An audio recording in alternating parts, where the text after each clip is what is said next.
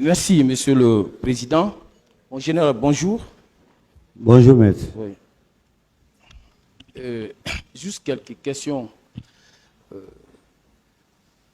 Lorsque vous êtes venu à la gendarmerie, suite à votre nomination comme chef d'état-major de la gendarmerie nationale, avez-vous procédé, oui ou non, à un état des lieux? Oui, maître. Et lorsque vous avez procédé à un état des lieux pour remonter ces informations au président de la République, comment avez-vous procédé? La remontée administrative au président de la République passe nécessairement par le chef d'état-major général des armées et le ministre. Oui, ça veut dire que... L'intitulé, c'est au président de la République. C'est... Oui. Voie hiérarchique. Oui. Mais c'est adressé en ce moment pas au SEMGA. Vous avez... Je voudrais que vous nous expliquiez cela concrètement. Oui. Lorsque vous avez fait un état des lieux, parce que moi, je sais que par la suite, les moyens ont suivi. Oui. Je vous avais suivi la dernière fois ici avec beaucoup d'attention. Oui. Je voudrais que vous nous disiez, lorsque vous avez fait l'état des lieux, quelle fut la première autorité hiérarchique à laquelle vous l'avez adressé? Le chef d'état-major général des armées. Très bien. Et le chef d'état-major général, à son tour, a fait remonter à qui? Au ministre de la Défense. Okay. Et est-ce que vous, en vous comportant ainsi, j'ai compris que vous êtes un gendarme très respectueux de la hiérarchie. Mais est-ce que vous saviez qu'il y a un autre général qui vous a précédé à cette barre, qui, après avoir fait un état des lieux, est allé directement remettre son rapport au président en mettant en copie son ministre, le ministre de la Sécurité. Trouvez-vous cela conforme au respect de la hiérarchie? Bon. Même s'il s'agit du ministère de la Sécurité, franchement, je ne peux pas commenter parce qu'ils ont peut-être leur schéma. Mais vous savez, il y a une question qui vous a été posée ici pour montrer, c'était pour démontrer que tout était clean, que tout se passait dans le respect de la hiérarchie. Mais général Valentin, qui a comparu ici, lui, il a établi son rapport, il a mis son ministre en copie, il n'a pas procédé comme vous. Si vous êtes respectueux de la hiérarchie, lui ne l'est pas. C'est ce que je voudrais vous faire comprendre. Et ensuite, vous, est-ce que, en tant que chef d'état-major général, vous avez eu à dire ici, chef d'état-major, disons, de la gendarmerie, que pour agir, il fallait forcément que vous bénéficiez de l'accord du chef d'état-major général. Vous le maintenez? Oui, je le maintiens, maître. Très bien. Vous avez parlé d'une commission d'enquête que vous avez recommandée à vos subordonnés. Alors, est-ce que pour la mise en place de cette commission d'enquête, vous étiez obligé d'en référer au chef d'état-major général et quelle a été sa réaction?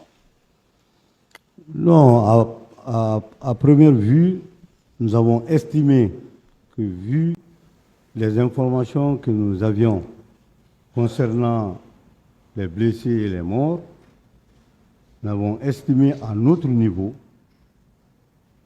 d'être des officiers de police judiciaire dans la flagrance. Donc il faut mettre tout de suite une commission. Je ne vous entends pas, s'il vous plaît. Bon, il veut tout simplement savoir si vous avez informé le chef d'état-major général de l'armée. C'est ça la question? Oui, oui, c'est ça. Oui, il était informé. OK. Alors, lorsque vous l'avez informé, pourquoi votre commission d'enquête n'a pas pu travailler? Pourquoi vous n'avez pas pu concrètement travailler? Bon, je n'ai pas trop fouillé autour, mais je savais déjà que le collègue de la police était sur un autre schéma. En plus, il y avait déjà au niveau du gouvernement des approches liées à la mise en place d'une commission nationale. Mais est-ce que vous savez que ces infractions relevaient du domaine de la flagrance? Tout à fait. Très bien. Et si c'était le cas, n'est-ce pas, les enquêtes devraient être automatiques? Tout à fait. Alors, mais est-ce que vous savez que la commission d'enquête nationale dont on parle tant n'a été mise en place réellement qu'à la date du 30 octobre 2009? Vous le saviez? Oui, c'était Voilà. un peu plus tard. Oui. Voilà. Donc, ça veut dire qu'entre le 28 septembre et le 30 octobre, alors, il n'y a pas eu d'enquête, n'est-ce pas? Pas en tout cas à mon niveau. Voilà. Alors, est-ce que vous savez que les membres de cette commission n'ont prêté serment seulement qu'à la date du 14 novembre? Vous le saviez, puisqu'il y avait des gendarmes qui faisaient partie de la commission, de la composition de cette commission, comme cela a été dit tout à l'heure. Cette commission, c'était officiel. Voilà. Donc, vous savez que c'est à la date du 14 que cette commission, les membres de cette commission ont prêté serment, 14 novembre. Oui, je ne me rappelle pas bien de la date, mais Voilà. c'était un peu plus tard quand même. Donc, si c'est à cette date que cette commission, les membres de cette commission ont prêté serment, et êtes-vous d'accord avec moi que la dite commission n'a été opérationnelle qu'au-delà du 14 octobre? Bon, Oui, si les membres ont prêté serment, logiquement, raisonnablement, est-ce que cela ne veut pas dire que ces membres, non, cette commission n'a été opérationnelle qu'au-delà, qu'après cette date? bon, je ne cherchais pas trop, hein, parce que moi, dès qu'on m'a demandé les gendarmes, j'ai mis à leur disposition. Moi-même, on m'appelait là-bas pour me poser des questions, donc je ne me suis pas trop occupé de la façon dont ils fonctionnaient, sincèrement. Alors, en conclusion, mon général, est-ce que vous pouvez, vous trouvez que les enquêtes, comme cela se devrait, est-ce que les enquêtes ont été ouvertes, hein, dans les délais requis en matière de flagrance? Non, un technicien, Oui, en technicien. je peux dire non. Très bien, merci. C'est ce qui est important, qu'on ne continue pas à nous omnibuler ici. Merci, M. le Président.